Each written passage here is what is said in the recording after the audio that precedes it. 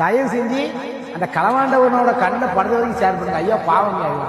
அது மாப்பிள்ளை பேர் வந்து வள்ளி விநாயகன் சரியா. அவன் வந்து ஒரு கபடி பிளேயர் காலகாமி. ஏன்னா கபடி விளாண்டு காலை உடச்சி வச்சிருக்கேன். அது வேறு விஷயம். நம்ம ஐஆர்டி பாலிடெக்னிக் பக்கத்துல தான் கடை போட்டிருக்காப்லையா. ஒரு 2-3 தடவை நினைக்கிட்டாங்கன்னா அதை உடச்சி சர்பத்து பாட்டிலே 5 கிலோ எலுமிச்சை பழம் களவாண்டாங்களா. பார்ப்பார் வியாபாரத்தை இப்படி களவு செய்யாதிய. இன்னொரு விஷயம், அப்படி ஒரு சர்பத்து 5 கிலோ எலுமிச்சை பழம்னா கேப்டனை கான்டாக்ட் பண்ணி நான் தரேனே, அவன் பொழப்புலையும் போய் கை வைக்கியா ரொம்ப வருத்தப்படுது. அப்படி இப்படி ஆயிட்டு ஒரு பாட்டில் 62 ரூபா ஆச்சு. அப்போ 15 பாட்டில் தீட்டு போனால் என்ன செய்வான்? உழைச்சி தானே திங்கான். இவன்ட்டு வந்து என்ன களவு தானே இருக்கு.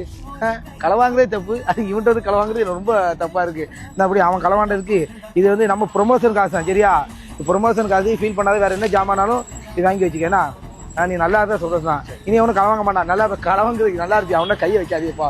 சந்தோஷமா போதுமா? வேற வேணுமா? இது வேணுமா? பாட்டில் தான் வாங்கிக்கிடுங்க சரிங்களா.